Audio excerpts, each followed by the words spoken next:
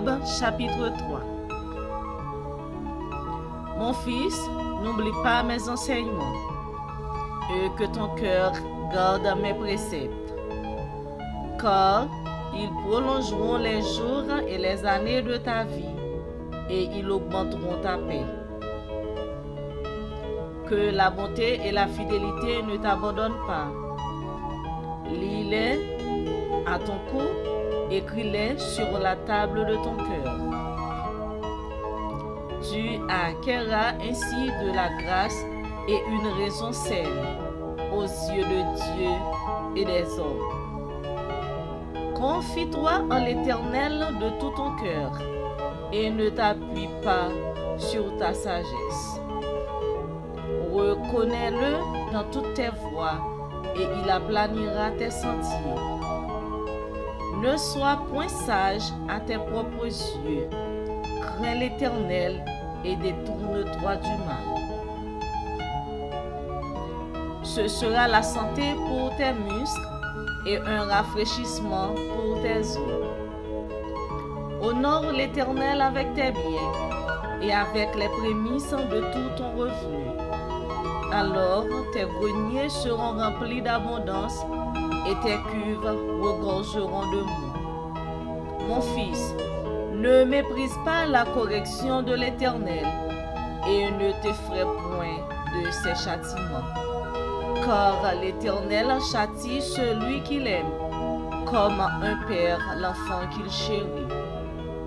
Heureux l'homme qui a trouvé la sagesse et l'homme qui possède l'intelligence.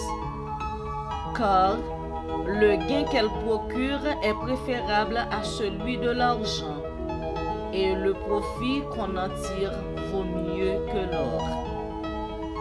Elle est plus précieuse que les perles.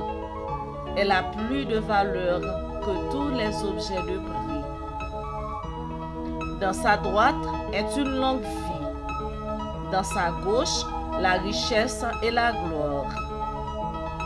Ses voies sont des voies agréables, et tous ses sentiers sont paisibles.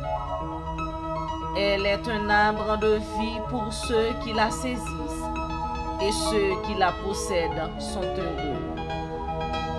C'est par la sagesse que l'Éternel a fondé la terre. C'est par l'intelligence qu'il a affermi les cieux.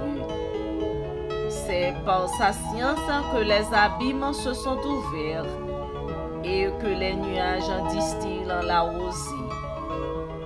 Mon fils, que ces enseignements ne s'éloignent pas de tes yeux. Garde la sagesse et la réflexion. Elles seront la vie de ton âme et l'ornement de ton cou. Alors tu marcheras avec assurance dans ton chemin et ton pied ne heurtera pas. Si tu te couches, tu seras sans crainte, et quand tu seras couché, ton sommeil sera doux. Ne redoute ni une terreur soudaine, ni une attaque de la part des méchants, car l'Éternel sera ton assurance, et il préservera ton pied de toute embûche. Ne refuse pas un bienfait à celui qui a droit, quand tu as le pouvoir de l'accorder. Ne dis pas à ton prochain, va et reviens. Demain je donnerai, quand tu as de quoi donner. Ne médite pas le mal contre ton prochain, lorsqu'il demeure tranquillement près de toi. Ne conteste pas sans motif avec quelqu'un, lorsqu'il ne t'a point fait de mal. Ne porte pas envie à l'homme violent et ne choisis aucune de ses voies. Car l'Éternel a en horreur les hommes pervers, mais il est un ami pour les hommes droits. Car l'Éternel a en horreur les hommes pervers, mais il est un ami pour les hommes droits. La malédiction de l'Éternel est dans la maison du méchant, mais il bénit la demeure des justes. La malédiction de l'Éternel est dans la maison du méchant, mais il bénit la demeure des justes. Il se moque des moqueurs, mais il fait grâce aux humbles. Les sages hériteront la gloire, mais les insensés ont la honte en partage. La malédiction de l'Éternel est dans la maison du méchant, mais il bénit la demeure des justes. Parole du Seigneur. Amen.